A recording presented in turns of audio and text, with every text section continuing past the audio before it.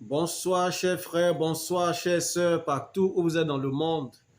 Recevez la grâce et la miséricorde de Dieu. Voilà, je suis votre frère Yapo du mouvement Les Vases du Réveil. Et comme je vous l'avais promis une fois, voilà, de vous présenter le mouvement. Aujourd'hui, je vais essayer de vous le présenter en grande ligne, pas dans les détails, mais je pense que ça vous donnera une idée de qui nous sommes, de ce que nous faisons. Voilà, donc nous avons à cet effet un document. Voilà, un document qui nous présente plus ou moins. Voilà, je vais vous le présenter un peu. Voilà, j'espère que vous voyez. Voilà, qui sont les vases du réveil. Et donc, c'est un document qui est divisé en deux grandes parties. La première partie nous présente le fardeau, c'est-à-dire le but et l'objectif pour lequel Dieu a suscité ce mouvement. Et la deuxième partie, c'est la présentation générale voilà, du mouvement Les Vases du Réveil. Excusez. Mais ce soir, je vais juste vous présenter quelques éléments. Voilà, et puis peut-être voir dans quelle mesure je pourrais aussi vous présenter le fardeau qui est l'objectif, voilà, qui est le but principal et essentiel pour lequel ce mouvement a vu le jour. Voilà, mais je vais juste me contenter de vous lire ce qui est écrit. Et si vous avez naturellement des questions, vous pouvez les poser soit en commentaire ou bien peut-être nous écrire en privé. Voilà, donc je vous lis. Présentation. Qui sommes-nous? Nous sommes un mouvement de chrétiens engagés à suivre Jésus, à vivre comme lui et à faire comme lui. Nous sommes issus de diverses églises et communautés chrétiennes. Le Seigneur nous a fait la grâce de rentrer dans la vie de la nouvelle création dans laquelle nous sommes continuellement en train de faire des pas de disciples pour devenir progressivement comme son Fils en toutes choses. Dieu nous a enseigné le style de vie du royaume, le modèle et le but acceptable du service chrétien dans lequel nous grandissons chaque jour pour devenir pleinement semblables à l'image de son Fils.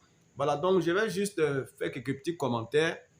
Voilà, comme nous venons de le lire, nous sommes un mouvement et nous ne sommes pas une église ou une dénomination, mais nous sommes un mouvement où tout ce que vous allez trouver sont des chrétiens de diverses communautés, de diverses églises. Et Dieu nous a fait la grâce vraiment d'être ensemble pour un seul et même objectif, c'est-à-dire connaître Dieu, le connaître en profondeur, dans une parfaite intimité, apprendre sa vie et vivre cette vie-là, hein, la manifester hein, autour de nous. Donc, nous sommes des chrétiens qui avons expérimenté ce que c'est que la nouvelle naissance authentique. Et nous sommes engagés dans une relation de discipulat, c'est-à-dire apprendre la vie de Jésus-Christ et la vivre aussi, laisser cette vie transparaître à travers nos vies, à travers notre attitude, notre façon de faire, notre façon de parler, c'est-à-dire ressembler à Jésus-Christ, voilà, en termes tout simples.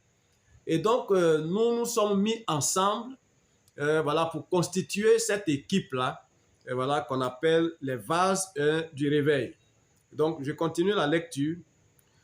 Nous nous sommes mis ensemble comme des vases entre les mains du Seigneur, le potier et l'architecte par excellence, pour qu'il continue son traitement sur nous, afin qu'il utilise nos vies, notre temps, nos talents, nos biens et nos ministères pour les objectifs du ciel.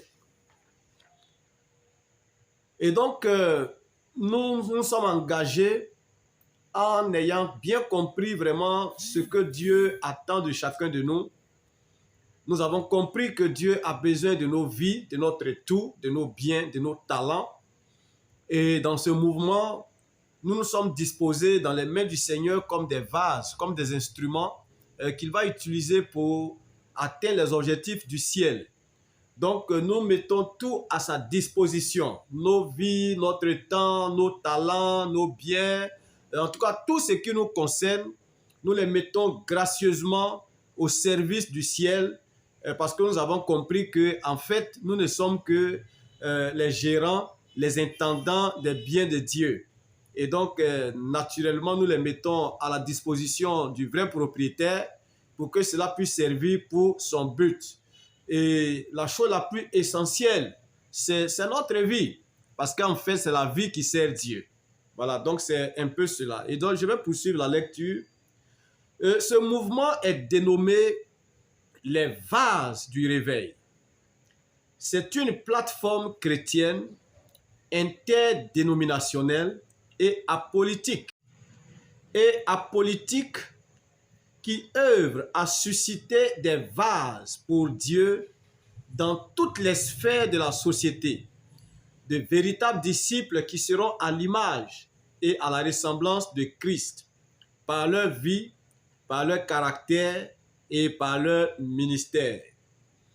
Et donc, je dirais que l'objectif principal que Dieu a assigné à cette équipe, c'est de recruter des vases.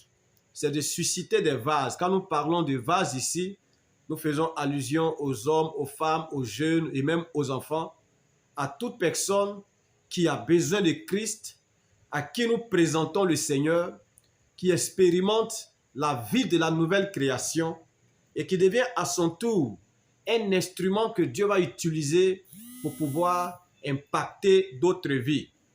Et donc Dieu, aujourd'hui, ce que Dieu est en train de chercher, c'est qu'il y a une sorte d'hommes, une catégorie d'hommes sur la terre, c'est-à-dire des hommes qui sont à l'image de Jésus-Christ et qui vont peupler la terre, voilà, en d'autres termes, et qui seront dans chaque secteur d'activité, qui pourront manifester la lumière, qui pourront briller, vraiment faire connaître Dieu par leur vie, par leur caractère. Et donc, ce mouvement-là est en train de travailler dans ce sens-là. C'est-à-dire équiper des vies, voilà, les enseigner, les former pour que ces personnes à leur tour deviennent des disciples véritables qui seront aussi des instruments entre les mains du Seigneur, qui seront aussi capables de pouvoir impacter d'autres vies. Et voilà, donc c'est un peu ça. Je poursuis la lecture. Les vases du réveil travaillent à former des hommes, des femmes et des jeunes qui seront capables de dominer et d'assujettir les épaisses ténèbres de ce monde et manifester Christ dans leur génération. Dieu, au cours de ces années, nous a clairement montré qu'une vie a besoin d'être formée et équipée par lui si elle veut avoir une part à son œuvre. Parce que c'est la vie qui aiguise la vie. C'est une vie enflammée qui peut engendrer et embraser une autre. Et nous avons compris que l'objectif pour lequel Dieu a suscité l'Église sur terre ou a laissé ses enfants, ses serviteurs sur la terre, en fait, c'est de pouvoir préparer d'autres vies, équiper d'autres vies, voilà, qui seront à leur tour capables de vivre la vie divine sur la terre, qui ne seront pas dominés par le système de ce monde, mais ça sera comme un genre d'hommes voilà, qui vivent une vie qui n'a rien à voir avec ce que le monde nous présente, qui vivent la vie divine, qui sont animés vraiment par le caractère de Jésus-Christ et qui témoignent de cela par leur vie et même par leurs paroles. Voilà, donc les vases du réveil, ce mouvement, vraiment travaillent dans ce sens-là. Ou du moins, je dirais que Dieu œuvre dans ce sens-là à travers son instrument qui est les vases du réveil. Parce que nous avons compris que avant de pouvoir présenter Dieu aux autres, il faut que ceux-ci soient capables de le voir, de le découvrir en soi. Et c'est ce qui va leur montrer que c'est possible de mener une telle vie. Ce n'est pas d'abord l'enseignement, ce n'est pas d'abord la prédication, mais c'est ce que ta vie enseigne. C'est ce que ton être entier démontre. C'est ce qui rend la prédication facile et l'évangélisation aisée. Lorsque les gens sont capables de découvrir le Christ à travers ta vie. Et c'est ce que nous avons compris. Et c'est ce que nous sommes en train de compter sur le Seigneur pour être et pour devenir dans ses mains. Et par la grâce de Dieu, les choses sont en train de bien marcher. Et Dieu est également en train de nous utiliser pour impacter d'autres vies, pour affecter d'autres vies, pour que de véritables disciples soient suscités. Malheureusement, aujourd'hui, l'Église a mis de côté le discipulat. L'Église ne forme pas de disciples.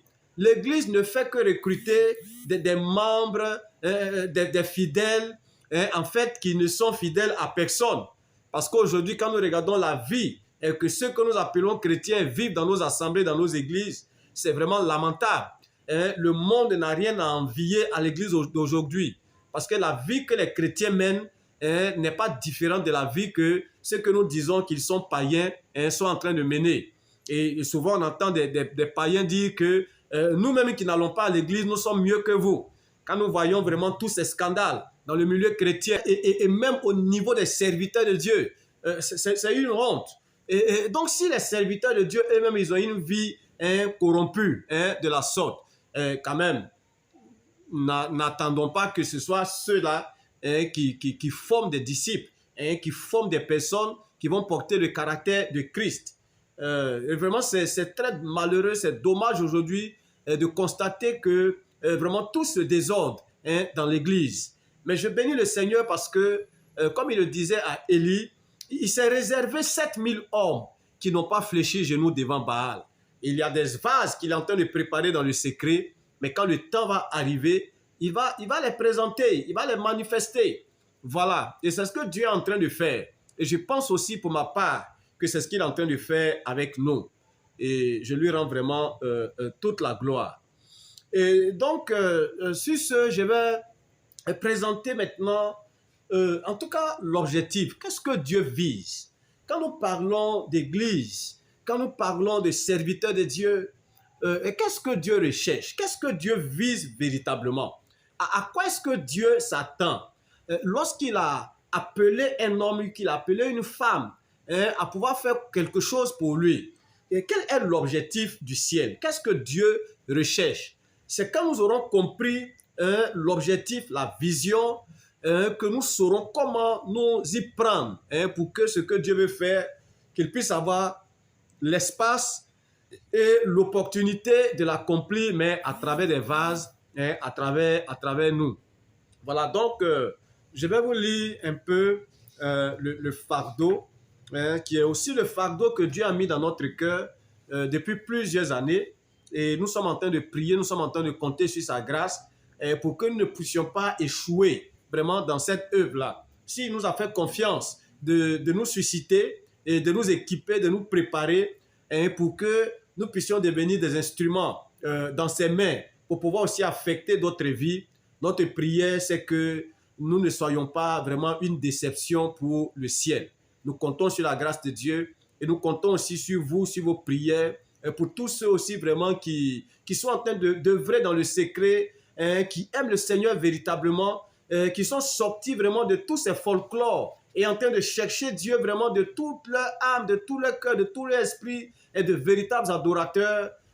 En tout cas, soutenons-nous dans la prière et pour que ce que Dieu veut faire avec nous, que cela puisse vraiment s'accomplir, que cela ne soit pas un échec dans nos mains. Et donc, je vais vous lire le fardeau. Voilà.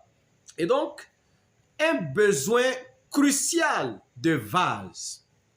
Donc, Dieu a besoin de vases, Dieu a besoin d'instruments. Puis Dieu dit, faisons l'homme à notre image, selon notre ressemblance, et qu'il domine sur les poissons de la mer, sur les oiseaux du ciel, sur le bétail, sur toute la terre, et sur tous les reptiles qui rampent sur la terre. Genèse chapitre 1, le verset 26.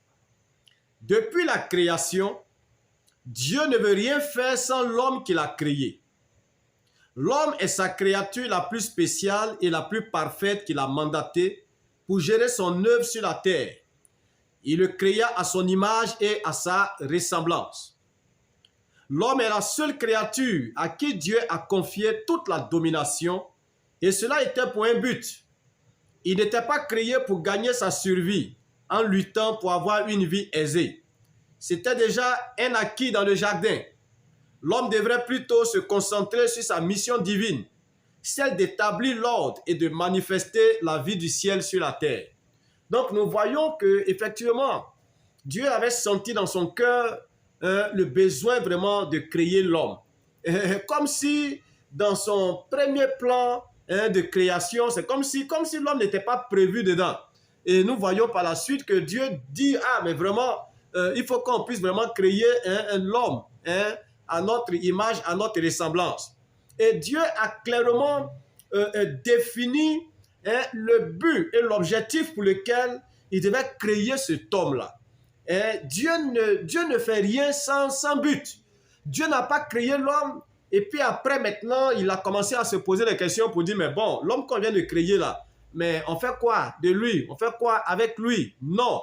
C'est parce qu'il y avait déjà un objectif bien précis dans le cœur de Dieu que Dieu a trouvé nécessaire, il a jugé bon vraiment de pouvoir créer l'homme pour que ce qu'il veut achever, ce qu'il veut faire, que cela puisse se faire, mais par l'homme. Donc Dieu déjà, en annonçant le fait qu'il en annonçant déjà le fait qu'il veut créer l'homme, il a présenté la mission que cet homme doit accomplir, le rôle qu'il doit jouer, en disant qu'il doit dominer voilà, sur les poissons de la mer, sur les oiseaux, sur les reptiles, tout animal qui rampe sur la terre. C'est-à-dire l'homme doit exercer la domination, manifester la vie divine, établir le règne de Dieu sur toute la création. C'était le but pour lequel Dieu avait vraiment décidé de créer cet homme-là. Mais ça ne devait pas être n'importe quelle créature, mais une créature qui est créée à son image et à sa ressemblance. Donc nous voyons que effectivement Dieu a créé l'homme. Et voilà. Donc quand nous continuons, je lis Genèse chapitre 2 verset 7. L'Éternel Dieu forma l'homme de la poussière de la terre. Il souffla dans ses narines un souffle de vie et l'homme devint un être vivant. Dieu forma avec la poussière de la terre l'homme et lui donna un corps avec lequel il va opérer sur la terre. Mais pour que l'homme agisse comme lui, Dieu lui donna son souffle, Dieu lui donna sa vie. Et donc, être à l'image et à la ressemblance de Dieu ne concerne pas l'aspect physique ou extérieur, mais c'est porter une vie qui est semblable à la vie de Dieu, une vie qui a la même tendance que la vie divine. Donc, quand Dieu crée l'homme à son image, à sa ressemblance, ça n'a rien à voir avec l'aspect physique. Ce n'est pas parce que Dieu a une tête qu'il a donné une tête à l'homme, non. Quand nous lisons Genèse chapitre 2, la Bible nous a dit que Dieu a formé l'homme de la poussière. Mais ce corps était inerte, ce corps était comme un cadavre parfait. Il ne pouvait pas bouger, il ne pouvait rien faire, jusqu'à ce que Dieu souffle dans les narines, un souffle de vie. Dieu a mis sa vie dans ce corps et l'homme est devenu un être vivant. Donc l'homme que Dieu a créé ressemblait à Dieu par la vie qu'il portait en lui. À l'extérieur, nous voyons un corps, une enveloppe corporelle. Parce que l'homme devait être en contact avec le monde physique, il devait avoir un appareil qui va lui permettre d'être en contact avec le monde physique. Mais à l'intérieur de ce corps-là se trouve une vie qui a la même tendance que la vie divine, une vie qui est semblable à la vie de Dieu. Donc l'homme ressemble à Dieu par sa vie et non par son corps. J'espère qu'on se comprend sur ce point-là. Ok. Donc cette ressemblance est liée au caractère, à ce qu'on est et non à ce qu'on fait. Donc on ressemble à Dieu à travers la vie qu'on porte. Qui tu es à l'intérieur, c'est ce qui ressemble à Dieu. L'homme que Dieu veut utiliser pour son dessein doit être de la même nature que lui. Il n'utilise pas n'importe qui. mais seulement celui qui a été fait par lui. Donc Dieu n'utilise pas n'importe qui. Il n'utilise que celui qui est à son image et à sa ressemblance, c'est-à-dire celui qui porte la même vie que lui. Dans Genèse chapitre 1, verset 27 à 28, l'ordre que Dieu avait donné à l'homme après l'avoir béni, c'était qu'il reproduise son espèce sur toute la terre, des hommes à l'image et à la ressemblance de Dieu, qui porteront en eux la vie lumière, donc la vie de Dieu. Donc Dieu donne maintenant à cet homme-là l'ordre d'être fécond, de multiplier et de remplir la terre. Donc nous voyons ici que l'objectif pour lequel Dieu a créé l'homme, le premier homme, c'était d'abord pour que cet homme-là, qui a été créé à son image et à sa ressemblance, soit capable lui aussi de pouvoir multiplier sa descendance. Donc être capable de pouvoir engendrer des personnes, mais qui seront aussi à son image et à sa ressemblance, c'est-à-dire à l'image de Dieu et à la ressemblance de Dieu. Puisque chaque semence se reproduit selon son espèce. Et donc cet homme que Dieu a créé, lorsqu'il sera en train de faire aussi des enfants, ils ne seront pas différents de lui, ils ne seront pas différents de Dieu. Ils porteront la même qualité de vie. Donc qu'est-ce que Dieu recherchait ici?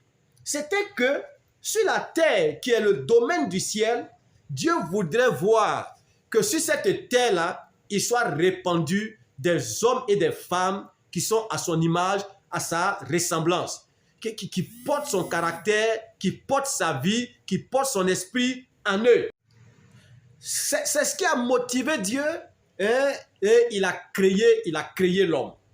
Et donc, pour vous dire ce soir que le but, l'objectif pour lequel Dieu a créé l'homme, c'était pour que l'homme puisse faire un travail pour lui. Et quel était ce travail-là?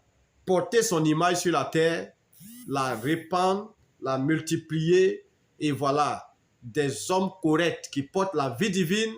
Et c'est ce qui allait être vraiment la joie de Dieu. Ça, c'était son objectif premier. Voilà, des hommes qui seront à son image, à sa ressemblance, qui vont se multiplier, qui vont remplir toute la terre, pour que la terre entière soit peuplée d'hommes et de femmes qui portent une vie qui est semblable à la vie divine, à la vie de Dieu. Ok. Nous allons poursuivre un peu encore la lecture. Et donc l'homme avait la charge de susciter pour Dieu une descendance pieuse, de multiplier son espèce et remplir toute la terre d'hommes et de femmes qui porteront la vie divine, c'est-à-dire la vie correcte. Mais ce projet échoua très malheureusement avec le premier Adam, lorsque celui-ci fut trompé par le diable dans le jardin d'Éden. Il connut la chute et perdit la vie divine. Il devint alors un vase inutilisable pour le projet de Dieu, un produit avarié. Dieu le chassa de sa présence avec la certitude de le récupérer selon le dessein éternel qu'il a mis à exécution par Jésus-Christ. Et donc nous voyons vraiment ce chapitre très malheureux de la vie de l'homme où le péché est intervenu de sorte que le plan de Dieu pour l'homme a été, je dirais pas gâté, mais modifié. Cet homme qui devait être un vase, un instrument entre les mains de Dieu pour accomplir le but et ses objectifs sur la terre, est devenu un instrument qui a été recruté par les ténèbres, c'est-à-dire par le diable. Donc l'homme, au lieu maintenant comment on appelle ça, d'œuvrer pour Dieu, de servir Dieu, il est en train de lutter contre Dieu. Et finalement, Dieu l'a chassé du jardin.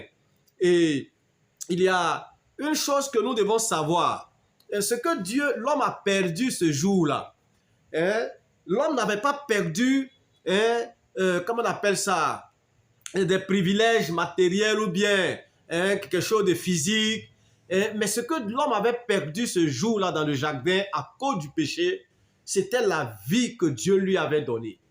Quand Dieu disait à l'homme, le jour où tu mangeras, tu mourras, Dieu ne faisait pas allusion à la mort physique, mais l'homme devait être coupé de lui. Et il y a eu quelque chose qui s'est passé de façon très mystérieuse. Quand l'homme a perdu cette vie-là à cause du péché, c'est une autre forme de vie qui s'est installée en lui. Parce qu'il y a deux vies. Ça, c'est la vie divine, la vie de Dieu, ou bien la vie des ténèbres, la vie du diable. Quand ce n'est pas l'une qui est là, c'est que l'autre est là. Donc l'homme, en perdant la vie de Dieu, en perdant Dieu lui-même, il est devenu maintenant quelqu'un qui a porté une vie qui est étrange et étrangère à Dieu, que Dieu ne peut pas utiliser. C'est pour cela que Dieu l'a chassé. Regardez un peu la perte de l'homme. L'homme a perdu Dieu. L'homme a perdu la vie. Ce n'est pas... Aujourd'hui, les gens sont en train de courir après ceci à l'église, en train de courir après le matériel, comme si c'était ce que l'homme avait perdu. Non, l'homme n'avait pas perdu ces choses, mais l'homme avait perdu Dieu. L'homme avait perdu une vie de qualité. Et si l'homme avait cette vie-là, c'est cette vie qui va lui permettre d'être avec Dieu pour l'éternité. Et donc, nous continuons la lecture. Le diable cherche toujours, aujourd'hui encore, à empêcher l'homme de rester fidèle à Dieu et de lui obéir. Son ardent désir, c'est de le recruter pour qu'il devienne un instrument de désordre sur la terre en menant une vie qui ignore les principes divins. Et malheureusement, c'est ce que le diable fait encore aujourd'hui. Tout ce que le diable cherche à faire, c'est d'amener les hommes à ne pas dépendre de Dieu, à ne pas respecter Dieu, à ne pas obéir à Dieu, à empêcher l'homme à suivre les prescriptions que Dieu a données. Et malheureusement aujourd'hui, même dans l'église, nous voyons le ministère des ténèbres en train de se manifester. Parce que nous voyons beaucoup de choses aujourd'hui dans nos assemblées qui n'ont rien à voir avec la parole de Dieu, qui n'ont rien à voir avec le Seigneur. Mais on le fait au nom de Dieu. Mais Dieu est totalement étranger à tout ce qui est en train de se faire. C'est pour cela que nous devons faire vraiment très attention. Et je prie que le Seigneur nous aide vraiment à comprendre cela. Pour que nous puissions avoir le même objectif, le même fardeau. C'est lorsque nous aurons le même objectif, le même fardeau, que nous pourrons vraiment servir le Seigneur véritablement et main dans la main, pour que ce que Dieu veut faire, qu'il puisse le faire à travers nous. Satan n'a pas changé. La même manière qu'il a semé le désordre dans la vie d'Adam et de Ève dans le jardin d'Éden, c'est la même chose qu'il continue de faire aujourd'hui, même dans la vie des chrétiens, même dans la vie des serviteurs de Dieu. Mais qui malheureusement aujourd'hui ne retournent pas à la parole de Dieu pour découvrir véritablement qu'est-ce que Dieu attend d'eux. C'est ce qui a fait que nos églises sont devenues ce qu'elles sont aujourd'hui. C'est dommage, mais je rends grâce à Dieu, où Jésus disait que sur cette pierre, il va bâtir son église, où la porte des séjours des morts ne prévaudront point contre elle. Et il y a l'église qui lui appartient. Cette église, elle est pure, elle est sainte. Tous ceux qui se réclament être de l'église, le plus souvent, Jésus ne les reconnaît pas comme étant l'église. C'est pourquoi nous devons faire vraiment très attention. Et donc, je vais poursuivre encore un peu la lecture. Et donc, si le problème du péché n'est pas traité dans votre vie, peu importe la position que vous occupez ou ce que vous faites pour Dieu, vous êtes un instrument de désordre entre les mains du diable. Vous êtes un vase inutilisable. Qu'est-ce que le diable utilise pour éloigner les hommes de Dieu? Qu'est-ce que le diable utilise pour maintenir l'homme dans l'esclavage? C'est le péché. Donc quand le problème du péché n'est pas réglé dans une vie, cette vie appartient au diable. Quel que soit qui tu es, quel que soit le titre que tu portes, parce qu'on peut être pasteur et ne pas être délivré du péché, ne pas être affranchi du péché.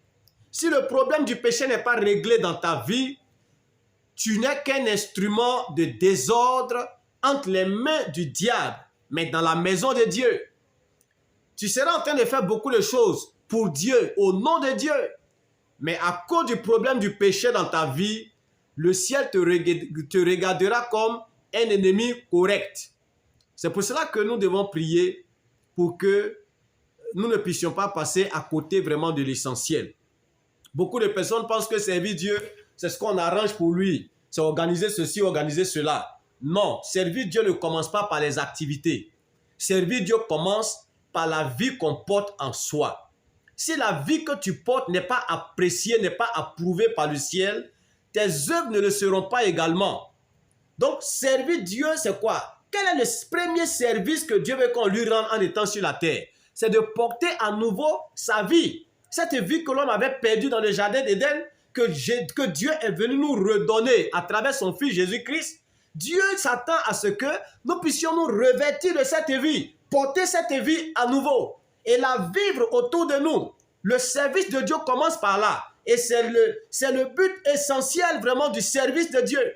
C'est lorsque cette vie est correctement installée en nous que cette vie maintenant peut évangéliser, que cette vie peut prêcher, que cette vie peut organiser tel programme ici, et le ciel va approuver cela, le ciel va, comment on appelle ça, donner sa caution à cela. Mais tant que ce n'est pas le cas, bien-aimé, je suis désolé de te le dire, mais le temps va arriver où le Seigneur te dira qu'il ne t'a jamais connu. Parce que Jésus nous a déjà montré cela à Matthieu chapitre 7, verset 21 à 23. Qu'est-ce que les gens n'ont pas fait? Ils ont servi le Seigneur, ils ont chassé les démons, ils ont prophétisé, ils ont fait beaucoup de choses. Pas au nom de Satan, mais au nom de Jésus. Jésus leur a dit qu'il ne les a jamais connus et il les a chassés de sa présence. À cause de quel problème? À cause du problème du péché. Bien que le problème du péché n'était pas réglé dans leur vie, ils ont prophétisé. Ils étaient en train de servir le Seigneur en étant ouvriers d'iniquité. Un ouvrier, c'est celui qui travaille pour quelqu'un. Donc, il travaille pour l'iniquité. En tant que pasteur, il vit toujours dans le péché. En tant que prophète, il continue de vivre dans le péché. En tant que serviteur de Dieu, diacre, ancien dans une église quelque part, le problème du péché n'est pas réglé dans sa vie. Devant le peuple, il montre une apparence. Mais sa vie chrétienne, sa vie secrète, elle est puérile. Elle a une honte. Mais ça peut passer devant les hommes, mais ça ne peut pas passer devant Dieu. Tous ceux à qui Jésus est en train de dire ce jour-là, retirez-vous de moi, vous qui commettez l'iniquité. Les gens les ont acclamés, les fidèles les ont regardés comme étant les meilleurs pasteurs de leur époque. Mais le ciel a donné un autre avis qui est différent. Parce que ce que tu penses de toi n'est pas important. Ce que les autres pensent de toi n'est pas important. Mais quel est le regard du ciel sur ta vie? C'est ce qui est important. Ce ne sont pas tes réalisations. J'ai voyagé ici, j'ai fait ça, j'ai construit ça. Ce n'est pas ça. Ça n'a... Je ne sais pas comment vous dire ça. Mais ce n'est pas ce que le ciel recherche. Sinon le monde, les païens, ils ont construit des choses plus grandes que nous. Mais ce n'est pas ce qui passe devant Dieu. Mais c'est ce que Dieu lui-même bâtit là. C'est ce qui est pour lui. Si ta vie n'est pas bâtie par lui, et que Dieu trouve encore le péché en toi, alors ça sera très dommage. Ça sera très dommage. Tout ce que tu auras fait pour lui, en fait, il ne te reconnaîtra pas et il ne reconnaîtra aucune œuvre que tu as produite pour lui. Voilà, ce n'est qu'un ennemi qui s'est infiltré dans son champ et qui a travaillé et à la fin qui sera dévoilé et qui sera conduit en son lieu. Mais ce n'est pas ce que Dieu attend de chacun de nous. L'objectif de Dieu, c'est que nous puissions être des vases qu'il peut utiliser. Des hommes et des femmes qui portent sa vie, qui portent son caractère. Aujourd'hui, les gens sont friands des titres. Chaque année, on invente des titres. Papoter, archevêque, ou bien archibishop, ou bien ceci, cela. Ce n'est pas ce qui est important. Peu importe le titre que tu portes, ce n'est pas ce qui est important. Est-ce que la vie que l'homme avait perdue dans le jardin, là, est-ce que tu l'as récupérée? Est-ce que tu l'as retrouvée en Jésus-Christ? Est-ce que c'est cette vie-là qui continue ou bien qui est en train d'agir en toi? Quand Paul dit en Galates 2, verset 20, « J'ai été crucifié avec Christ. Maintenant, si je vis, ce n'est plus moi qui vis, c'est Christ qui vit en moi. » Il était simplement en train de dire que la vie sale qu'il portait avant, là, cette vie est correctement morte à la croix avec Jésus. Et désormais, c'est la vie de Christ qui est installée en lui. Apparemment, si vous le voyez, c'est le même Paul qui est là. Mais à l'intérieur, c'est une autre vie. C'est pourquoi nous pouvons voir les deux époques dans la vie de Paul. Avant qu'il ne rencontre Jésus sur le chemin de Damas et après qu'il ait rencontré Jésus, c'est deux vies différentes. Qu'est-ce qui a changé en toi? Ça n'a rien à voir avec tes activités. Ça n'a rien à voir avec tes voyages. Ça n'a rien à voir avec le nombre d'églises que tu as implantées dans le monde. Non. Le ciel ne regarde pas ça d'abord. Quelle est la vie que tu portes? Avec quelle vie tu cours ça et là pour Dieu? C'est ce qui est important. Que le Seigneur nous aide. Je poursuis un peu la lecture. La marque de fabrique du diable, c'est le péché. Il est le père du péché. Donc là, partout où on voit le péché, on sait à qui cette personne appartient. Aussi longtemps que le problème du péché n'est pas réglé dans une vie, cette vie demeure la propriété du diable. Que tu le crois ou pas, que tu le veuilles ou non, cela n'a rien à voir avec ton opinion, bien-aimé. La parole de Dieu est claire à ce sujet. Celui qui pêche est du diable. 1 Jean chapitre 3, le verset 8. La Bible dit que celui qui pêche est du diable. La Bible n'a pas dit celui qui ne va pas à l'église et qui pêche est du diable. Et celui qui va à l'église mais qui continue de pécher, il est de Dieu. Non. La Bible dit celui qui pêche est du diable. Que tu sois chrétien ou pas, à partir du moment où le problème du péché n'est pas réglé dans ta vie et que tu continues de pécher devant le Seigneur, la Bible dit que tu appartiens au diable. Tu peux dire, moi, j'ai fait beaucoup de choses pour Dieu. Moi, je ne peux pas dire que j'appartiens au diable. Ça n'a rien à voir avec ton opinion. La seule chose que Dieu considère, c'est sa parole. C'est pour cela que nous devons tous faire allégeance à la parole. Nous devons tous croire à la parole. Nous devons tous nous prosterner devant la parole pour que Dieu ait raison de nos vies. Très important. Peu importe tes habiletés dans le ministère ou tes réalisations, peu importe le titre que tu portes ou le nombre d'années passées dans le service de Dieu. J'ai mis service de Dieu entre guillemets parce que beaucoup disent qu'ils servent Dieu, mais en réalité, ce n'est pas Dieu qui servent. Du point de vue du ciel, tu demeures un instrument de désordre entre les mains du diable, un ouvrier d'iniquité. Devant les hommes, tu es serviteur de Dieu, mais devant le ciel, tu es serviteur du diable. Un vase que Dieu ne peut pas utiliser, un instrument que Dieu ne peut pas utiliser, parce que cet instrument-là se trouve déjà dans les mains de son ennemi, Satan. Et donc, tu ne pourras pas faire partie de son programme, de son projet de réveil. Tu ne pourras pas être un instrument entre les mains du Seigneur. Il ne te reconnaîtra même pas. Donc, vous voyez combien de fois cela est vraiment très sérieux.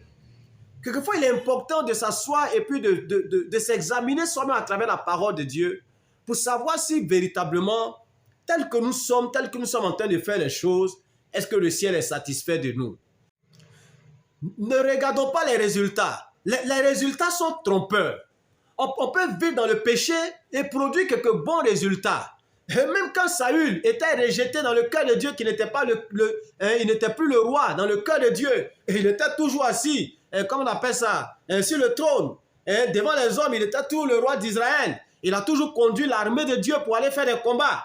Mais est-ce pour autant qu'il était apprécié par le ciel? Non. Il a eu quelques victoires même dans les combats qu'il a menés, bien qu'il soit rejeté. Bien-aimé, le nom de Jésus est très puissant. On peut l'utiliser et puis avoir des résultats. Mais ça n'a rien à voir avec ta vie, ta relation avec Dieu. C'est pour cela que nous devons faire vraiment très attention. Donc, si le problème du péché n'est pas réglé dans ta vie, Dieu a déjà pourvu à la solution. Il a déjà donné la provision pour régler cela. Tu n'as qu'à faire maintenant, comment on appelle ça, aller vers Jésus pour lui dire, Seigneur, en tout cas, j'ai vécu loin de toi, mais maintenant je viens pour que ce que tu as fait là, le prix que tu as payé à la croix pour moi là, que je puisse tirer le bénéfice de cela. Et c'est par la foi que ça marche. Et donc, je vais continuer encore un peu la lecture. Nous sommes toujours en train de voir le fardeau, l'objectif qui est dans le cœur de Dieu. En examinant sérieusement ces versets, c'est-à-dire Matthieu chapitre 7, verset 21 à 23, vous pouvez lire ça à la maison, quand Jésus disait que ce n'est pas tous ceux qui me disent Seigneur, Seigneur qui hériteront le royaume des cieux, tout ça, voilà. En examinant sérieusement ces versets-là, nous pouvons remarquer qu'aussi longtemps qu'un homme vit dans le péché, malgré tout ce qu'il fait au nom de Dieu, il n'a aucune part avec lui. Je dis bien aucune part avec lui. Il lui est totalement étranger et inconnu. Parce que Jésus lui dira correctement, je ne t'ai jamais connu. Je ne t'ai jamais connu est différent de je ne te connais plus. Je ne te connais plus, je suppose que je te connaissais au départ, mais vers la fin, tu as déconné, donc vraiment. Il dit, je ne t'ai jamais connu. Je ne t'ai jamais connu. Je continue. La rareté de la manifestation de la puissance de Dieu et de l'écoulement du flot de sa vie dans chaque génération est due à l'indisponibilité de vases utilisables. Des vases faits par lui et pour lui. Ce qui fait que vraiment dans chaque génération, on peut voir une tiédeur spirituelle, une léthargie. On peut voir que vraiment les choses ne bougent pas, comme si Dieu était devenu inefficace, comme si Dieu était devenu impuissant, comme si Dieu avait perdu sa force d'autrefois. C'est dû simplement au fait que Dieu ne trouve pas d'hommes et de femmes dans lesquels il va s'investir pour manifester sa puissance. Si vous regardez dans les générations passées, depuis même l'Ancien Testament, dans le Nouveau Testament et même dans notre époque, lorsque Dieu a trouvé quelqu'un qui lui est totalement soumis et disposé et disponible, nous voyons qu'il y a eu des réveils à ces époques-là. Parce que Dieu avait trouvé les hommes et les femmes qu'il fallait pour accomplir ce qu'il voulait réaliser. Donc, si aujourd'hui nous voyons que les choses sont devenues bizarres, malgré qu'il y a une prolifération d'églises, c'est en ce moment-là même que vraiment les choses devaient bouger, le monde devait être bousculé. Mais c'est le moment le plus sombre de l'histoire de l'église. Quel est le problème? Le problème n'est pas du côté de Dieu. Mais le problème, c'est l'indisponibilité de vases. C'est l'indisponibilité d'hommes et de femmes qui sont préoccupés par les objectifs du ciel, qui ont compris le fardeau qui est dans le cœur de Dieu et qui ont compris le sens et le but de leur appel, qui se disposent entre les mains du Seigneur pour que Dieu les utilise afin que le feu puisse s'allumer à nouveau. Tant que Dieu n'aura pas trouvé de tels hommes qui se préoccupent de ses objectifs, de ses buts, bien-aimés, le réveil dont nous parlons tant ne pourra jamais arriver. Mais je rends grâce à Dieu qu'il est en train de préparer des hommes et des femmes dans le secret pour accomplir ce qu'il veut accomplir. Parce que ce n'est pas une grande armée qui sauve le roi. Que le Seigneur nous aide. Je continue. Malgré qu'il y a beaucoup de croyants aujourd'hui, je ne sais pas à quoi ils croient, il n'y a pas assez de mains qui peuvent se mouvoir pour Dieu. Car la plupart d'entre eux ne se soucient pas pour ces objectifs. Ils sont préoccupés par quoi manger et quoi boire. Tout leur désir se porte uniquement que sur la terre et les choses de la terre. Et c'est ce que nous voyons aujourd'hui. Oh, les gens ne se préoccupent plus des objectifs du ciel. C'est qu'est-ce qu'ils vont manger, c'est qu'est-ce qu'ils vont boire, c'est qu'est-ce qu'ils vont avoir. Et pour eux, c'est ce qui montre que vraiment ils sont avec Dieu, que Dieu est avec eux. La quantité de biens qu'ils vont avoir, le nombre de voyages qu'ils vont effectuer dans le monde. Oh, bien-aimés, ce n'est pas ce que Dieu recherche. Ce n'est pas ce qui est important aux yeux de Dieu. Malheureusement, c'est ce que l'Église est devenue. Malheureusement, c'est ce que les serviteurs de Dieu sont devenus aujourd'hui. Au lieu de prêcher l'Évangile pour susciter des hommes, des femmes qui seront à l'image et à la ressemblance de Dieu, toute leur concentration, c'est de préparer des gens, ou du moins, c'est de changer la condition sociale des gens. Tu vas voyager, tu vas avoir percé, tu vas avoir ceci, tu vas avoir cela. Oh, bien-aimé, ce n'est pas cela l'objectif de ton appel. Ce n'est pas pour cela que Dieu t'a appelé. Pasteur, ce n'est pas pour ça que Dieu t'a appelé. Dieu ne t'a pas appelé pour qu'à travers ton ministère, les gens deviennent riches matériellement ou financièrement. Dieu ne t'a pas appelé prophète pour qu'à travers ton ministère, les gens puissent voyager ça et là dans le monde. Ce n'est pas pour ça que Dieu t'a appelé. Quel que soit le ministère dans lequel tu es impliqué, ce n'est pas pour ça que Dieu t'a appelé. Mais Dieu t'a appelé pour un but et un objectif bien précis que nous allons découvrir au fur et à mesure que nous allons avancer. Et pendant que tu seras en train de m'écouter ce soir, si le Saint-Esprit véritablement est en train de parler à ton cœur et que tu sens que tu as besoin de te repentir quelque part, n'hésite pas à le faire. Alors c'est vrai, je ne suis vraiment rien. Je n'ai pas un nom qui brille. Je n'ai pas un nom. On ne me connaît même pas ailleurs. Peut-être que c'est dans ma petite localité, ceux qui me fréquentent, qui me connaissent. Mais ce n'est pas ce qui est important. La parole dont je suis en train de parler, la parole de Dieu, elle est universelle. Et si elle t'atteint et que tu sens que c'est biblique, que c'est la vérité, ne regarde pas l'instrument que Dieu est en train d'utiliser pour te parler ce soir. Mais regarde la parole de Dieu et répands-toi. Répands-toi sincèrement devant lui.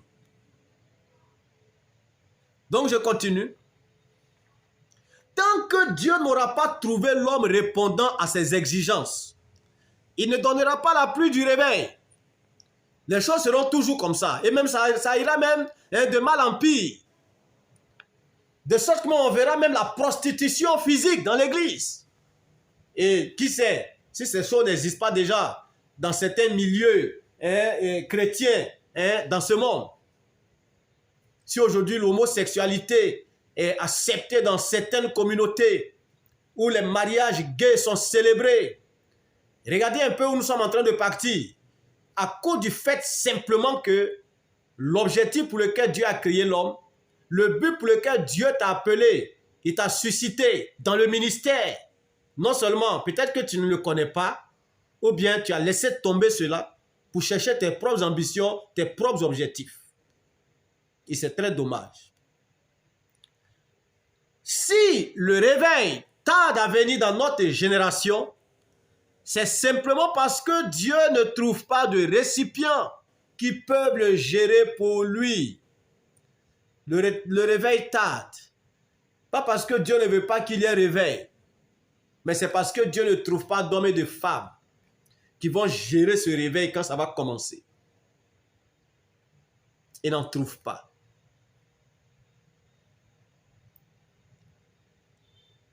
Je ne vais pas lire ces versets qui sont là, mais vous pouvez les lire après. Genèse chapitre 2, versets 4 à 7, quand Dieu a commencé à parler de... la Bible nous présente comment Dieu a créé le ciel, comment il a créé l'homme. Voilà, il n'avait pas encore fait tomber la pluie parce qu'il n'y avait personne pour cultiver le sol. Mais il y avait juste une vapeur qui sortait et qui arrosait la surface du sol. Et donc, effectivement, quand nous lisons les Écritures, nous remarquons que Dieu a retenu la pluie parce qu'il n'y avait personne pour cultiver la terre. Mais c'est après avoir formé l'homme qu'il commença par relâcher la pluie. Donc avant que l'homme ne soit créé, c'était la vapeur qui sortait. Parce qu'il n'y avait pas d'homme qui allait gérer vraiment la terre si la pluie venait. Qui allait vraiment cultiver, qui allait gérer ces choses. Mais c'est lorsque Dieu a créé l'homme après qu'on a pu voir maintenant que la pluie a commencé à venir. Et donc nous voyons que aussi longtemps que les hommes et des femmes qui seront selon le cœur de Dieu vont se faire rares, la pluie du réveil aussi ne va pas tomber.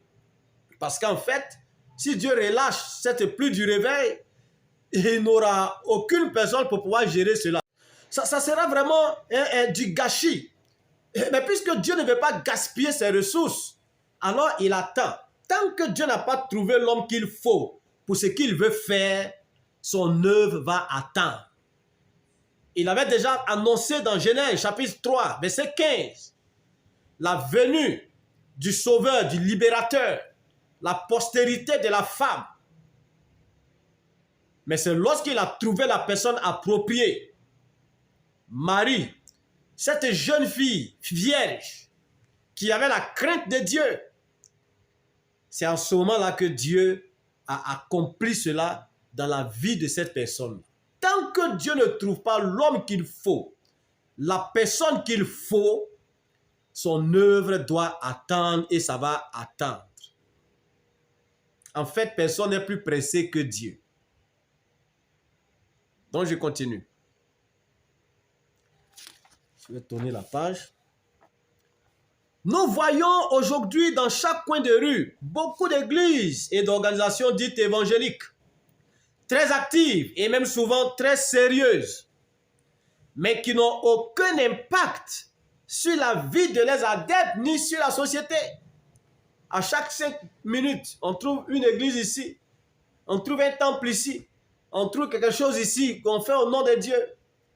Oui, ce n'est pas mauvais, mais le problème, c'est que ce sont des choses qui n'existent que par leur forme et par leur nom, qui ne produisent pas grand chose pour le ciel, en fait même qui ne produisent rien pour le ciel.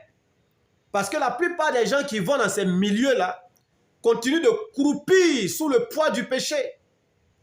On leur promet seulement ce qu'ils doivent gagner, ce qu'ils vont avoir sur la terre.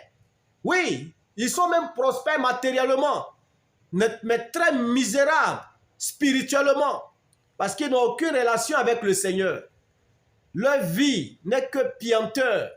Le péché aujourd'hui est légalisé. Les gens vivent dans le péché, continuent de vivre dans le péché. Ils viennent s'asseoir dans l'église, ils participent à toutes choses, sans même avoir de remords. Parce que le péché aujourd'hui est devenu une chose voilà, à laquelle l'église, quand je dis l'église, je ne fais pas allusion à l'église de Jésus-Christ.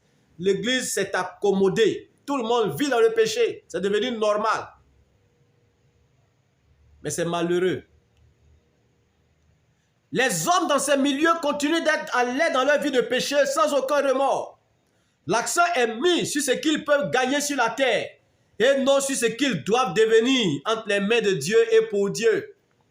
Personne ne prêche aujourd'hui correctement la parole, comme ce fut le cas avec les premiers disciples, avec les apôtres, pour que le cœur des hommes soit vivement touché et qu'ils crient, « Hommes frères, que ferons-nous » lorsqu'ils seront en train de sentir leur éloignement du Seigneur.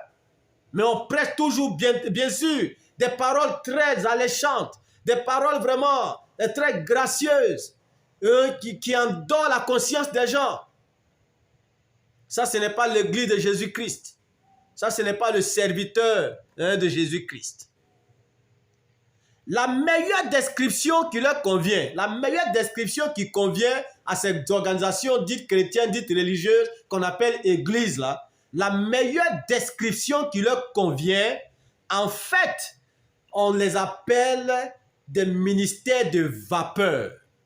Pourquoi? On a vu tout à l'heure dans Genèse chapitre 2 que lorsque le ciel n'avait pas encore libéré la pluie à cause du fait qu'il n'y avait pas d'homme pour cultiver la terre, c'était la vapeur qui sortait, qui arrosait la surface du sol. Donc il y avait un autre ministère qui était là, parce que le ministère de la pluie n'était pas encore arrivé. Mais la vapeur ne fait pas du bien à la plante.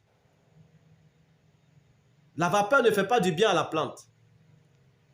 Et à cause du fait que le réveil authentique n'est pas encore venu, Dieu laisse ces milieux-là continuer de faire le bruit. Continuer de faire le bruit. Des ministères de vapeur. Des serviteurs de Dieu, du tape à l'œil. Mais aucune de ces choses ne produit la vie véritable. Dis-moi, serviteur de Dieu, depuis que tu as commencé à servir le Seigneur, je ne sais pas combien d'années, combien de temps tu es dans le ministère, qu'est-ce que tu peux présenter au ciel? Je vous ai dit tout à l'heure que ce ne sont pas les belles voitures qu'on a, que ce ne sont pas les bâtisses que le ciel veut. Non. Qu'est-ce que tu peux montrer au ciel à la fin de ton voyage pour dire maintenant que tu m'as envoyé sur la terre pour faire ton travail, voici le résultat. Qu'est-ce que tu peux montrer? J'ai prié pour toute telle personne où ses finances étaient bloquées, ses affaires étaient bloquées et ça a été débloqué. Telle personne ne pouvait pas enfanter, j'ai prié, elle a enfanté. Il y a des gens où le visa était vraiment impossible quand j'ai prié et ils ont commencé à voyager partout dans le monde. Tu penses que c'est ce que tu vas aller présenter au ciel? Est-ce pour ça que le ciel t'a appelé? Est-ce pour ça que le ciel t'a mandaté? Non. Non. N'oublie pas l'objectif que nous sommes en train de voir. N'oublie pas le fardeau qui est dans le cœur de Dieu. C'est pourquoi Dieu t'a appelé là. N'oublie pas cela. On continue. Donc, on a dit tout à l'heure que la meilleure description qui convient à ces églises, à ces ministères, à ces choses, ce sont des ministères de vapeur.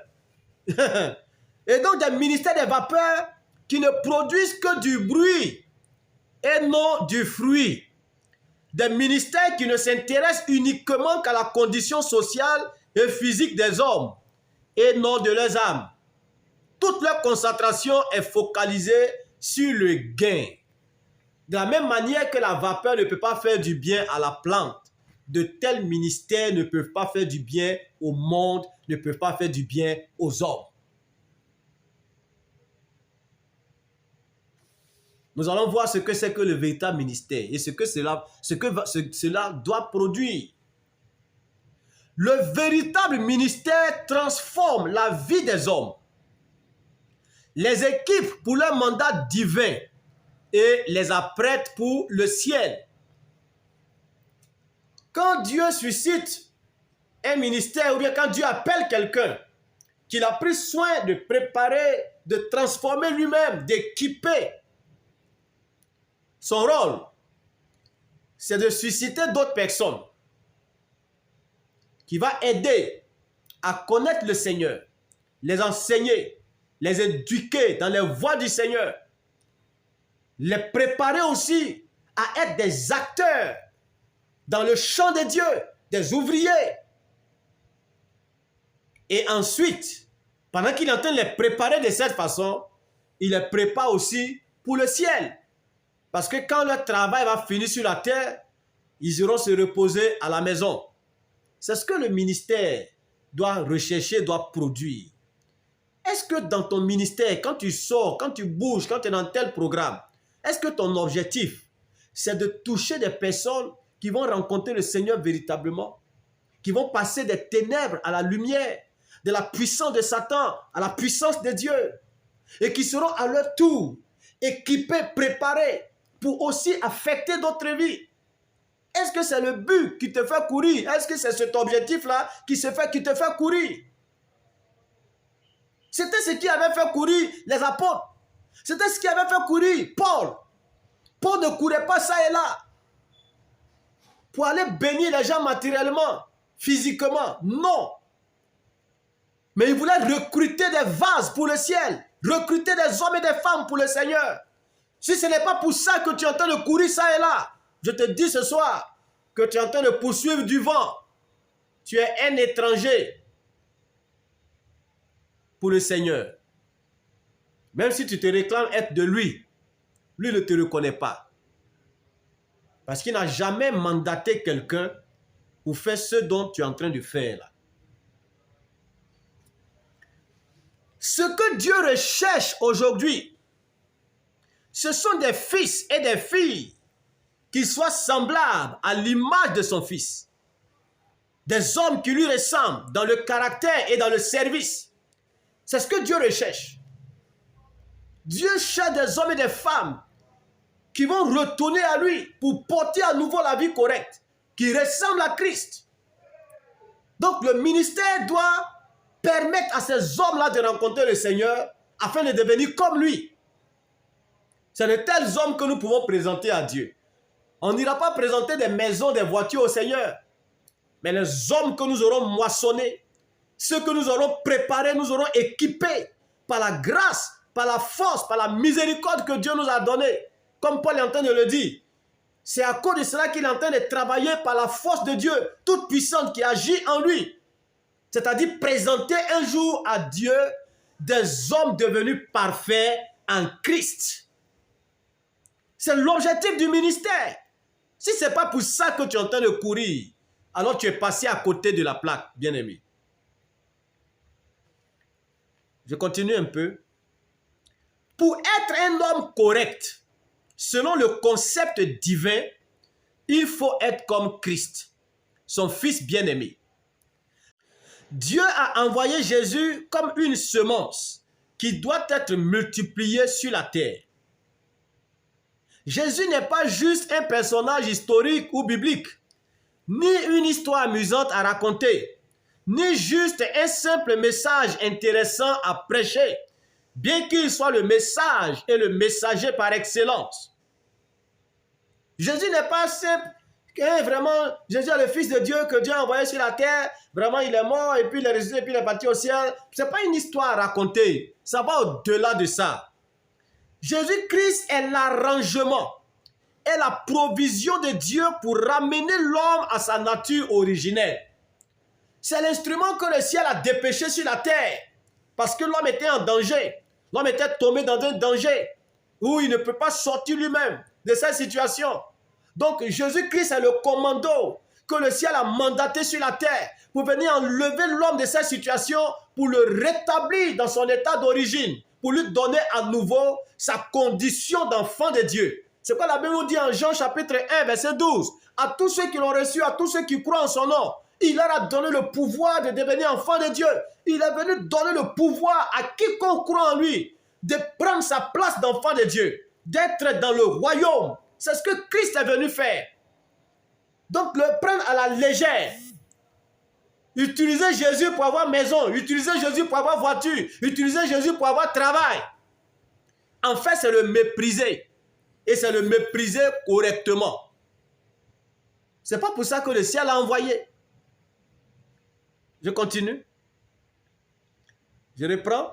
Il est l'arrangement et la provision de Dieu pour ramener l'homme à sa nature originelle, afin que Dieu puisse l'utiliser à nouveau pour son projet. Jésus-Christ est le principe de vie du ciel, le modèle parfait de vie que Dieu recherche. Il est la semence de vie correcte que le ciel a investie sur la terre parmi les hommes. Jésus-Christ est le prototype, le modèle d'être humain que Dieu voudrait voir se répandre partout et se multiplier dans chaque sphère de la société. Donc, bien-aimés, Jésus-Christ est comme une semence de vie, le principe de vie du ciel. En fait, la vie qui se vit au ciel, la vie de Dieu est venue avec un nom qu'on appelle Christ. Et donc Dieu a sémé Jésus sur la terre, comme s'il était en train de montrer aux hommes, voici la vie que je veux. Voici la vie que j'avais donnée aux hommes à l'origine. Mais à cause du péché, ils ont perdu cette vie. Mais je vous envoie à nouveau cette vie. Cette vie est dans une personne. Celui qui a le Fils a la vie. Mais celui qui n'a pas le Fils n'a pas la vie. Donc si vous acceptez ce Fils, si vous lui ouvrez votre cœur, qu'il vient établir sa demeure en vous, alors il viendra vivre sa vie en vous. Et vous aurez à nouveau, vous porterez à nouveau la vie correcte. C'est ce pourquoi Dieu a envoyé Jésus sur la terre. Il est venu pour que, par son moyen, l'homme puisse retrouver la vie qu'il avait perdue dans le jardin d'Éden. Par le premier Adam, nous avons perdu la vie divine. Par le dernier Adam, nous retrouvons la vie divine. C'est ce pourquoi il est venu. Si ce n'est pas cela ton message, et que tu prêches autre chose, tu es passé à côté. L'œuvre principale de Christ sur la terre, c'est de produire pour Dieu une espèce d'homme utilisable. Des hommes faits à son image et à sa ressemblance, capables d'être féconds et de se reproduire, car c'est la vie qui engendre la vie. Il est venu susciter pour son Père des fils et des filles qui vont porter son image, qui vont recevoir la même vie que lui. C'est ce pourquoi Jésus est venu sur la terre. Si vous êtes un pasteur mondain, vous ne pourrez que produire une congrégation mondaine. Le pasteur mondain, c'est celui qui n'a pas compris ce que nous sommes en train de dire maintenant, qui ne s'intéresse qu'au bien-être social, au bien-être financier, au bien-être matériel. C'est sa poursuite, c'est sa quête. Partout on entend de courir ça et là, c'est ce qui l'intéresse. C'est un pasteur mondain. Tout ce que tu vas produire, tout ce que tu vas susciter ne seront pas différents de toi. Même ceux que tu diras que ce sont des fils et des filles spirituels, c'est la même chose qu'ils seront. Parce que chaque espèce se reproduit selon son espèce. Tu ne produiras qu'une congrégation mondaine. Parce que ta congrégation sera à ton image. Tes disciples seront à ton image. Dieu désire seulement utiliser des hommes qui sont de sa race, qui possèdent en eux son ADN, des hommes qui sont ses spécimens. Donc quel genre d'hommes Dieu veut utiliser? Des hommes et des femmes qui sont de sa race, qui sont de sa nature, qui sont de son image et de sa ressemblance, qui portent en eux sa vie. C'est ce que j'appelle son ADN, qui sont ses spécimens. C'est-à-dire, à les voir, on voit Jésus en eux, on voit Dieu en eux. Aujourd'hui, les hommes, pour rencontrer Jésus, ils n'ont pas besoin d'aller en Israël, parce qu'il n'est plus là-bas. Ils n'ont pas besoin d'aller au ciel, parce qu'ils n'y peuvent pas. Mais pour rencontrer Jésus, ils doivent le voir en toi et en moi. De la même manière que Potiphar a vu Dieu dans la vie de Joseph, il faut que les hommes voient Dieu en toi. Mais ils ne pourront voir Dieu en toi que si tu le portes, que si tu portes sa vie. C'est cela le premier ministère, c'est le ministère. Et ce ministère-là, c'est le ministère que Dieu a donné à tout homme qui l'appelle à lui. C'est que chacun puisse porter l'image de son fils. Romains chapitre 8, verset 28, 29, 30. La Bible a dit que ceux que Dieu a connus d'avance, il les a aussi prédestinés à porter l'image de son Fils, afin que son Fils Jésus devienne l'aîné, le grand frère d'une multitude de frères. En fait, Jésus n'est plus le Fils unique de Dieu aujourd'hui, mais il est le Fils aîné, parce qu'il a suscité des frères et des sœurs qui portent son image et sa ressemblance. C'est de ça qu'il s'agit, bien-aimés. C'est cela le ministère. Je continue. Nous ne parlons pas de prédicateurs chevronnés ou de toute autre habileté ou compétence dans le ministère. Vous pouvez prêcher la Bible, mais ce que vous produirez éventuellement, c'est vous-même. C'est votre image et pas plus, car tout disciple ne peut que ressembler à son maître. Aujourd'hui, nous avons de très grands orateurs, des gens qui ont le verbe, qui ont la parole. Vraiment, quand ils prêchent, que vraiment c'est intéressant. Mais si la vie que tu portes n'est pas la vie correcte, ce que tu vas produire, c'est des hommes et des femmes qui ne porteront pas aussi la vie correcte. Parce qu'un homme ne peut donner que ce qu'il a. Tu ne peux pas donner ce que tu n'as pas. Tu ne peux pas faire de quelqu'un ce que toi tu n'es pas. Ce n'est pas possible. Ce n'est pas possible. Il ne s'agit pas seulement de bâtir de grands édifices religieux ou d'organiser de grands rassemblements ou de militer dans de grandes associations ecclésiastiques. Non. Ça n'a rien à voir avec j'appartiens à telle organisation chrétienne, ou bien j'ai bâti cela, j'ai bâti ceci, j'ai 1000 pasteurs sous moi, des milliers d'églises à travers le monde entier. C'est pas ce qui est quelque chose, bien-aimé. Ce n'est pas ce qui est quelque chose. Je vous le dis ce soir. Ce n'est pas ce qui est quelque chose. Ce n'est pas ce que Dieu recherche. Tu peux avoir bâti toutes ces choses. Tu peux avoir construit toutes ces choses. Tu peux avoir rassemblé ces milliers de personnes. Mais malheureusement, ils iront tous en enfer avec toi. Parce qu'un aveugle ne peut conduire un autre aveugle que dans un trou. Mais vous devriez aujourd'hui prendre conscience du fardeau qui est dans le cœur de Dieu. Ce pourquoi vous avez été appelés. Chacun doit prendre conscience. Chacun doit s'asseoir. Puisque tu ne t'es pas appelé toi-même, à moins que tu ne te sois appelé toi-même. Parce qu'il y a ceux qui se sont appelés eux-mêmes dans le ministère. Mais si tu sens réellement dans ton cœur que c'est Dieu qui t'a appelé, alors, pourquoi ne pas t'asseoir et dire, Seigneur, ça fait maintenant tel nombre d'années que je suis là, pensant que je suis en train de faire quelque chose pour toi. Dis-moi, est-ce que ce pourquoi tu m'as appelé là, c'est ce que je suis en train de faire? Il va te répondre. Et peut-être même qu'il est en train de te répondre déjà à travers cette présentation que je suis en train de faire. N'endurcis pas ton cœur, bien-aimé. N'endurcis pas ton cœur. Il ne s'agit pas seulement de bâtir de grands édifices religieux, d'organiser de grands rassemblements ou de militer dans de grandes associations ecclésiastiques. Vous deviez aujourd'hui prendre conscience du fardeau qui est dans le cœur de Dieu. C'est pourquoi vous avez été appelés. Qu'est-ce que Dieu recherche? Il recherche des hommes et des femmes qui vont engendrer pour lui des fils et des filles. Je ne parle pas de fils spirituels et de filles spirituelles comme vous en avez partout aujourd'hui. Mais je parle plutôt d'hommes et de femmes à l'image et à la ressemblance de Christ, qui portent le caractère de Christ en eux. Et quand ils sont quelque part dans leur milieu, ils assainissent leur milieu. C'est de telles personnes que Dieu veut que nous puissions susciter pour lui à travers les différents ministères qu'il nous a confiés. C'est le même but, c'est le même objectif. La façon de faire peut différer d'un ministère à un autre, mais l'objectif est le même. Susciter pour Dieu des fils et des filles qui sont à son image et à sa ressemblance. C'est notre mandat divin, le but de notre vocation, le but de notre appel. Il n'y a pas deux. Dieu n'a pas suscité un ministère pour produire l'argent et puis un autre ministère pour amener les gens à réussir dans les affaires. Eh bien non.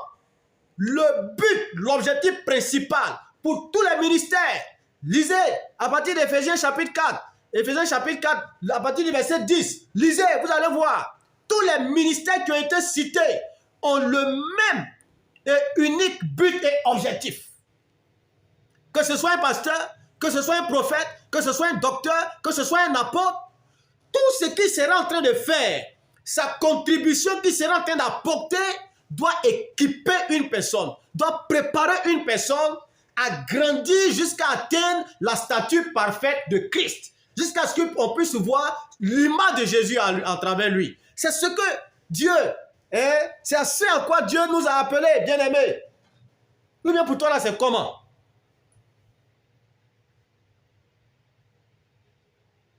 Votre charge divine, c'est d'engendrer des hommes selon votre genre. C'est-à-dire, si tu portes la vie correcte, si tu es à l'image et à la ressemblance de Jésus-Christ, ce que tu dois faire pour Dieu, c'est de faire en sorte que ce que tu es devenu pour lui, en Jésus-Christ là, que des hommes et des femmes aussi le deviennent. Ici, je ne parle pas maintenant des pasteurs qui ne sont pas corrects, mais je parle des serviteurs de Dieu corrects, qui portent l'image de Jésus-Christ en eux. Ta mission, c'est d'engendrer des hommes et des femmes pour Dieu, mais qui seront à ton image, donc à l'image de Jésus. Si votre vie n'est pas droite, si vous ne possédez pas la nature correcte, vous contaminerez l'Église et l'œuvre de Dieu en perpétuant une image qui est tordue, une image qui est sale, une image qui est impure. Raison pour laquelle tu dois t'examiner, serviteur de Dieu, pour voir si la vie que tu portes est correcte, si Dieu approuve cette vie. Parce que c'est quand Dieu approuve une vie qu'il approuve l'œuvre de cette vie. Le ministère, ce ne sont pas d'abord les activités, mais plutôt la vie qu'on porte. Le parfum de vie qui répand l'odeur de la connaissance de Dieu. Il faut que les gens puissent sentir Christ à travers ta manière d'être, ta manière de faire, ta parole, qu'on puisse le voir en toi. C'est cela. C'est d'abord ce qu'on est à l'intérieur, le ministère. C'est ce qu'on est à l'intérieur et non ce qu'on fait à l'extérieur. Quand ce qu'on est à l'intérieur correspond à l'exigence de Dieu, alors ce qu'on fera à l'extérieur sera approuvé par lui. Mais si ce n'est pas le cas, quelle que soit la beauté de ce que tu vas présenter à Dieu à l'extérieur, le ciel restera silencieux là-dessus. Dieu n'a pas besoin de perroquets sur le pupitre, des discoureurs, des diseurs de bonne aventure. Oh, ils savent prêcher, ils savent parler, ils savent haranguer les gens. Dieu n'a pas besoin de ce genre de personnes. Il recherche plutôt des hommes et des femmes faits, ceux dont le jugement est exercé par l'usage, à discerner ce qui est bien et ce qui est mal. Des hommes qui sont orientés à ne faire que sa volonté, malgré les défis et les circonstances. Des gens qui ne se laissent pas distraire par le système de ce monde. Ils sont engagés à ne travailler que pour le ciel, à ne faire que la volonté de Dieu. Quel que soit ce que cela va leur coûter. C'est de tels hommes que Dieu cherche aujourd'hui. Dieu ne cherche pas des hommes qui vont venir se faire voir, se montrer. Non. Bien-aimés, que Dieu nous pousse à la réflexion ce soir. Il recherche plutôt des hommes et des femmes faits, ceux dont le jugement est exercé par l'usage, à discerner ce qui est bien et ce qui est mal. Des hommes qui sont orientés à ne faire que sa volonté, malgré les défis et les circonstances. Des vases d'honneur qui ont été taillés et façonnés dans sa carrière, qui possèdent en eux sa nature, sa vie et son caractère. Voici de tels hommes que le ciel recherche. Des vases vidés de la chair, des ambitions personnelles et des intérêts égoïstes. Avez-vous la vie? Portez-vous sa vie? Êtes-vous de sa race ou de la race de vipères? Exercez-vous le ministère pour lui ou pour vous-même. Agissez-vous pour lui ou contre lui. Êtes-vous dans le ministère pour vos intérêts ou les siens? Voici autant de questions auxquelles il faut répondre. Mais il faut répondre sincèrement. Parce que chacun se connaît mieux que quiconque. Réfléchissons sérieusement à ces questions et examinons notre position devant le miroir des Écritures. Es-tu réellement qualifié pour être son homme? Es-tu réellement qualifié pour être son représentant? Es-tu réellement celui-là de qui il peut être fier quand il te regarde? Lorsque le ciel est en train de dire, celui-ci est mon fils bien-aimé, en qui j'ai mis toute mon affection. Est-ce que tu es sûr que ce soir, pendant que les regards du ciel sont sur toi, tu peux entendre une telle voix te concernant? Réfléchissons sérieusement. On est souvent pressé à pouvoir condamner quelque chose quand c'est l'autre qui est en train de le dire. Et c'est le diable qui fait cela. Sans qu'on ne prête une attention particulière. Parce qu'il y a quelque chose, un message que Dieu veut nous dire. Parce qu'en fait, le diable peut venir te dire quelque chose. Mais dans le message même que le diable est en train de te communiquer, il y a quelque chose que Dieu veut que tu saisisses. On est devenu tellement, je ne sais pas, tellement fort. On n'est plus dans une disposition où on peut écouter les autres facilement. Toujours prêt à balayer du revers de la main ce qui ne vient pas de nous. Ça serait une erreur terrible. Si tu es en train d'écouter et que c'est à ce que tu es en train de penser faire, et zapper, ne pas écouter jusqu'à la fin pour voir ce que Dieu veut faire et l'aide qu'il veut t'apporter, ça sera dommage. Ça sera très dommage. Parce que Dieu peut utiliser une pierre pour te parler. Il peut utiliser un arbre pour te parler. Ce n'est pas l'instrument qu'il utilise là qui est quelque chose, mais c'est ce qui sort de l'instrument. Es-tu son homme? Quand tu te regardes, est-ce que réellement tu es qualifié pour être son homme, pour être son représentant sur la terre? Le diable, dans ces temps de la fin, a redoublé de courage et d'efforts pour maintenir les hommes, les chrétiens et même les serviteurs de Dieu dans la mondanité, dans la perversité, dans la cupidité, dans l'ignorance, l'indifférence, le suivisme, la religion, les vices du péché, afin de les fragiliser, les vider, les détruire, les déformer et les rendre inutiles pour le projet de Dieu. Les réduire à ne vivre que pour la terre, pour leur ventre et leurs intérêts personnels. C'est ce que le diable est en train de faire. Tout ce que le diable cherche à faire aujourd'hui, c'est de déconnecter les hommes de Dieu. Les intéresser à des choses inutiles. Beaucoup sont dans le ministère aujourd'hui à cause du gain, à cause de ce qu'ils peuvent gagner, à cause de ce qu'ils peuvent faire. Et souvent, d'autres ont bien commencé. Mais quand ils ont rencontré quelques difficultés qu'ils ont vues à côté, que l'eau est en train de marcher, et on voit la main dont lui il fait, puis ça marche, il laisse tomber la vision que Dieu leur a donnée. Et ils commencent à suivre bêtement. Ils sont rentrés dans des clans, dans des trucs bizarres, pour se faire un nom, pour avoir ceci, pour avoir cela. C'est le diable qui est en train de faire ces choses. Si tu es dans ce cas, répands-toi, bien-aimé, et reviens à Jésus. Il n'est pas encore trop tard. Il n'est pas trop tard. Mais Dieu, dans ces temps de la fin, recherche des hommes et des femmes qui vont prendre position pour lui, tout en lui consacrant leur vie, leur bien, comme un sacrifice vivant, sain et agréable. Des hommes qui vont s'engager à ramer à contre-courant du système de ce monde et du système religieux corrompu. Dieu recherche des hommes dont l'ultime but est d'être des modèles afin d'établir le règne de Dieu sur la terre dans leur génération, par leur message et par leur vie de consécration. Voici de tels hommes que Dieu cherche aujourd'hui.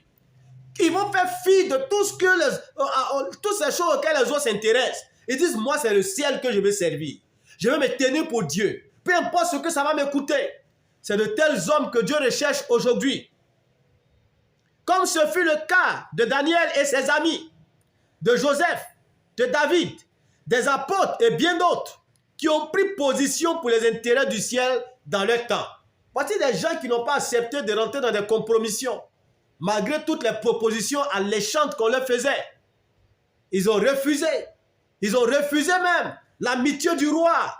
Lorsque le roi leur disait, non, vraiment, je vous en prie, prosternez-vous simplement devant la statue, je ne vais pas vous tuer, si vous le faites. Non, mais ils ont refusé cela, ils ont dit, oh roi, sache que nous ne nous prosternerons pas devant. Ils étaient prêts, quel que soit ce que ça va leur coûter.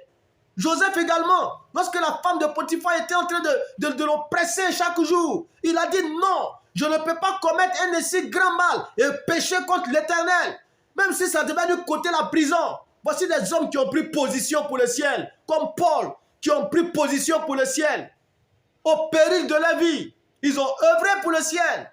Oh bien-aimés, c'est de tels hommes et de telles femmes que Dieu recherche pour notre génération. Et Dieu veut que ce soit toi. Et c'est possible que ce soit toi, si tu prends une décision ce soir. Oui, si tu prends une décision ce soir. Si tu te tournes à nouveau vers lui pour dire, Seigneur, me voici. Je veux être cet homme que tu cherches. C'est le fardeau qui est dans le cœur de Dieu. Il cherche de tels hommes. C'est son fardeau. Il ne cherche pas n'importe qui. La voix de Dieu se fait encore entendre aujourd'hui.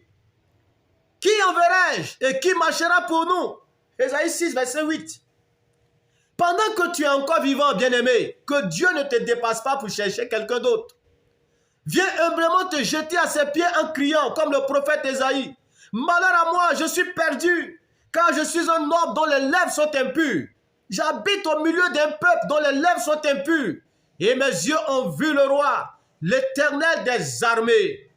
Oui, si réellement dans ton cœur tu sens ce besoin de crier à lui, n'hésite pas à le faire. Pour dire, Seigneur, me voici, je viens à toi. Pour être cet homme-là, ne me dépasse pas pour chercher quelqu'un d'autre pendant que je suis encore là. Il enverra son ange pour t'apporter les soins et les traitements nécessaires dont tu as besoin. Comme un habile potier, il fera de toi un traîneau aigu, un vase d'honneur dans ses mains et une flèche dans son carquois. Il exercera tes mains au combat et tes doigts à la bataille. C'est ce qu'il va faire pour toi. Lorsqu'Ésaïe avait crié ce jour-là, l'ange de Dieu est venu, avec des pincettes, il a pris les braises, il a touché ses lèvres, il dit, voici ton iniquité t'est enlevée, ton péché est expié. C'est ce que Dieu veut faire aussi pour toi, bien-aimé. Et il est déjà en train de travailler, il est déjà en train de préparer ses hommes, il est déjà en train de préparer ses vases. Et son mouvement de recrutement est déjà en marche. Il s'est levé du haut de son trône pour la préparation de ses hommes au jour de sa puissance. Il rassemble son armée pour la bataille. Je prie que tu fasses partie de cette armée. Son mouvement est puissant et inarrêtable. Viens donc prendre ton ticket pour monter à bord du bateau, les vases du réveil. Je parle maintenant de ce mouvement. Et donc c'est un mouvement qui concerne tout le monde. Tous ceux qui ont compris vraiment le but et l'objectif. Tous ceux qui ont compris vraiment le projet qui est dans le cœur de Dieu. Et qui veulent vraiment se lever pour faire partie de son armée. Pour être vraiment les recrues que Dieu va utiliser pour pouvoir atteindre ses objectifs sur la terre. Vous serez les bienvenus dans ce mouvement. Même si vous êtes déjà dans de tels mouvements qui portent certainement d'autres noms, mais qui ont la même vision, le même objectif. Bien-aimés, nous sommes embarqués dans le même bateau. Que Dieu fasse de nous vraiment ces vases d'honneur qu'il va utiliser pour pouvoir accomplir ses desseins, ses objectifs sur la terre. L'heure est grave. Le monde va mal. Le monde a besoin de l'Église. Le monde a besoin des serviteurs de Dieu. Le monde soupire après la révélation des fils de Dieu. Le monde aujourd'hui n'a pas besoin de pasteurs qui ont des jets privés. Le monde n'a pas besoin de pasteurs qui ont des comptes en banque fournis, garnis. Le monde n'a pas besoin de pasteurs qui voyagent matin, midi, soir. Mais le monde cherche des serviteurs de Dieu qui portent en eux la vie correcte, qui portent en eux Dieu, qui seront la solution pour leurs problèmes, qui seront la solution pour l'humanité. Quand ils arrivent quelque part, tout ce qui était mort reprend vie. Oh bien-aimé, voici de tels hommes et de telles femmes que le monde est en train de rechercher. Mais en fait, que Dieu veut susciter pour le monde. Je prie que tu fasses partie de ces hommes et de ces femmes. Si jusqu'à présent, tu t'es intéressé à beaucoup d'autres choses que ce dont nous sommes en train de parler, il n'est pas encore trop tard. Reviens à ton Dieu.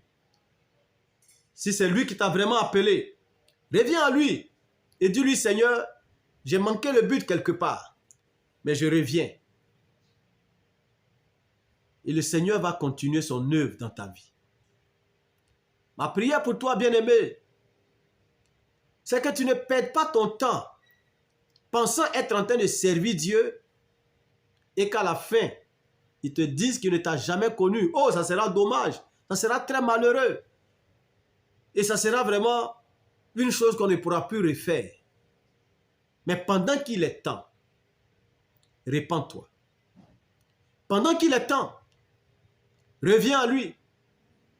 Pendant qu'il est temps. Et c'est maintenant qu'il est temps. Ne laisse pas passer cette opportunité. Peut-être que c'est la première, la dernière fois que tu vas entendre, écouter ce que nous sommes en train de dire. En fait, ce n'est pas un message ce soir. Mais ne laisse pas passer cette opportunité que le ciel t'offre. Parce que ça sera dommage.